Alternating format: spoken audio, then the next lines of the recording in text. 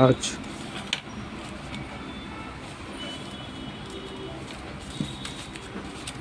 এক বইয়ে উত্তাল লোকসভা।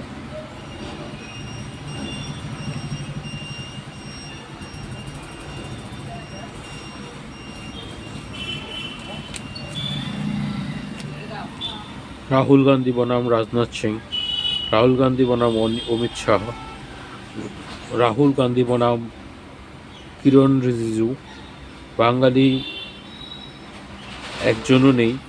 রাহুল গান্ধী বনাম তেজস্বী সূর্য, রাহুল গান্ধী বনাম গোটা ট্রেজারি বেঞ্চ।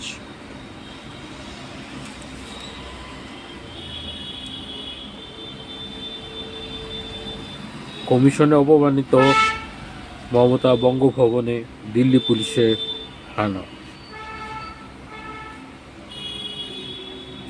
কমিশনারের সঙ্গে বৈঠক করতেই দিল্লি গিয়েছিলেন, কিন্তু শেষ পর্যন্ত দুর্ব্যবহারের অভিযোগ তুলে সেই বৈঠক বয়কট করে সদল বলে বেরিয়ে এলেন মুখ্যমন্ত্রী মমতা বন্দ্যোপাধ্যায়।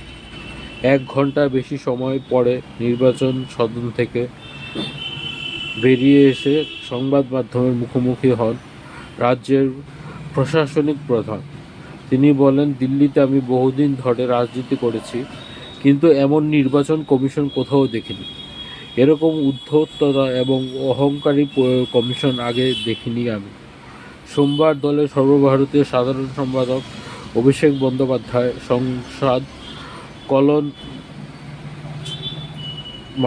কল্যাণ বন্দ্যোপাধ্যায় সহ এসআইআরের কারণে হয়রানির শিকার হয়েছেন এমন বেশ কয়েকজন নিয়ে দিল্লির নির্বাচন সদনে যান মমতা, আর সেখান থেকে সানিয়েছেন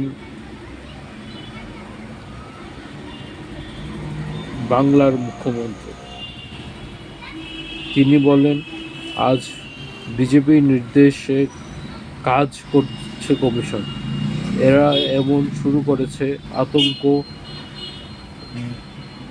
বহু বিএলওর মৃত্যু হয়েছে।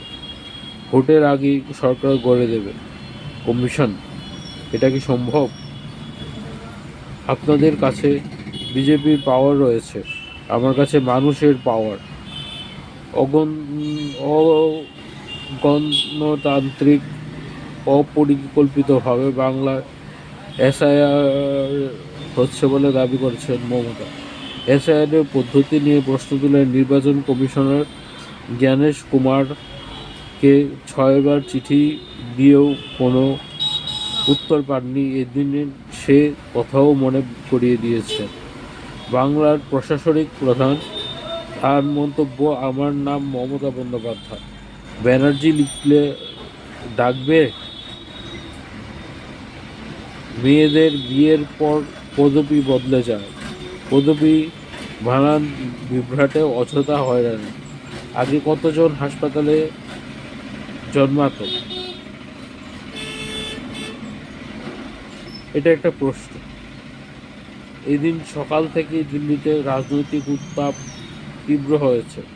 সোমবার সকালে আচমকাই চানকাপুরি হেইলি রোডের বঙ্গভবন ফিরে ফেলে দিল্লি পুলিশ। অভিযোগ, বঙ্গভবনের ঘরে ঘরে তল্লাশিও চালানো হয়। এসআইআরে যে ক্ষতিগ্রস্ত পরিবারগুলোকে আনা হয়েছে তাদেরকে বঙ্গভবনেই রেখেছেন সরকার। আর সেই বঙ্গভবনে এমন পুলিশি হানার কথা জানতে পেরেই কার্যত